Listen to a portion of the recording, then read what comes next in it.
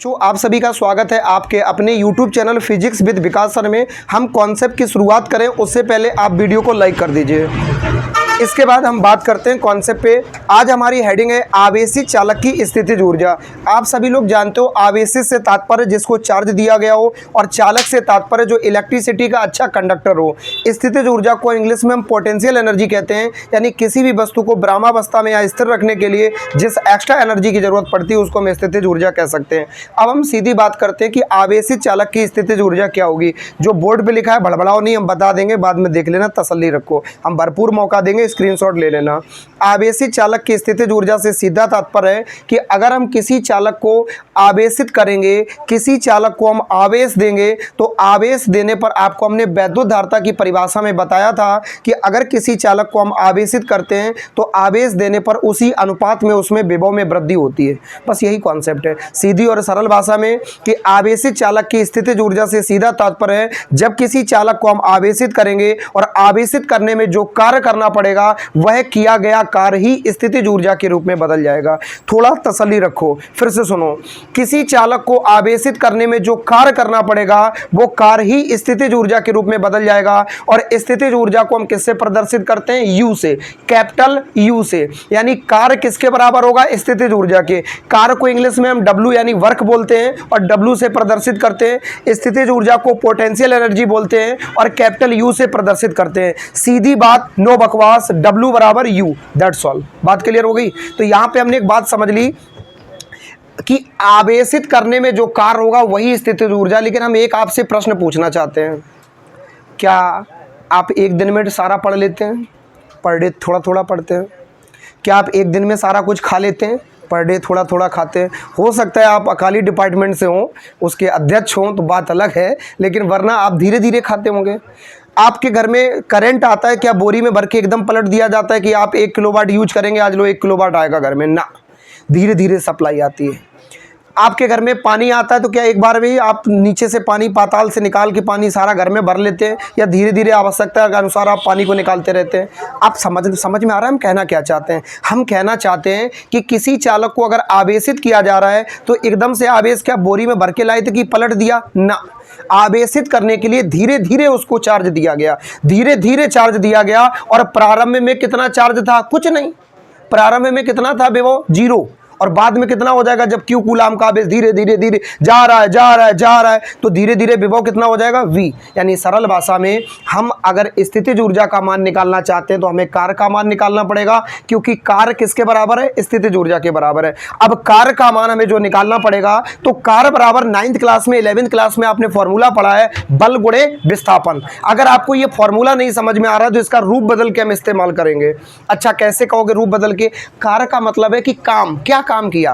अब आपसे हमने कहा एक डोलची पानी आप 10-100 मीटर की दूरी पर खड़े व्यक्ति को दे आओ, तो आपने 5 लीटर की एक डोलची भर ली, 5 लीटर की एक बाल्टी भर ली और 100 मीटर की दूरी पर व्यक्ति को दे के आए। उस समय कार्य अलग है। आपने 2 लीटर की एक डोलची भर ली और उसको आप 1 किलोमीटर दूर खड़े व्यक्ति को दे आए, दोनों में अंतर है कि नहीं है? दूरी बढ़ गई तो कार्य बढ़ गया। यानी स्थिति के अनुसार कार्य अलग अलग हो सकता है और हर व्यक्ति के लिए कार्य अलग अलग हो सकता है, जिसको जैसा कार्य दिया गया। कहना चाहते हैं यहाँ पे कार्य कितना होगा, यहाँ पे कितना कार्य होगा, यानी यहाँ पे जो कार्य का, यहाँ बेटा जो लिखा है ये परिभाषा है, चालक को आवेशित करने में जो कार्य करना पड़ता है वही स्थितिज ऊर्जा, और इसको यू से प्रदर्शित करते हैं। और ये क्या लिखा है? माना कि किसी चालक का प्रारंभ में विभव 0 है। भाई सीधी सी बात है, जब हम उसे आवेशित कर रहे हैं तो विभव कब आएगा? बाद में। और धीरे धीरे क्यू कूलाम का आवेश देने पर विभव कितना हो जाता है? b volt. अब हम लिख सकते हैं यहाँ पे कार्य का मान, क्या लिखेंगे? यहाँ पे कार्य क्या होगा बेटा? इसको आवेशित करेंगे वो कार्य होगा और इसमें विभव आ जाएगा वो कार्य होगा। आवेशित करने से क्या उत्पन्न होगा? विभव। यानी कार्य बराबर सूत्र हो जाएगा औसत विभव, क्योंकि विभव बेटा एक साथ नहीं आएगा बल्कि धीरे धीरे आएगा। और आवेश को लिख सकते हैं यानी औसत विभव गुणे आवेश, दैट्स ऑल। दोनों मान रख दो। कार्य को हम किससे प्रदर्शित करते हैं बेटा? डब्ल्यू से। किससे करते हैं?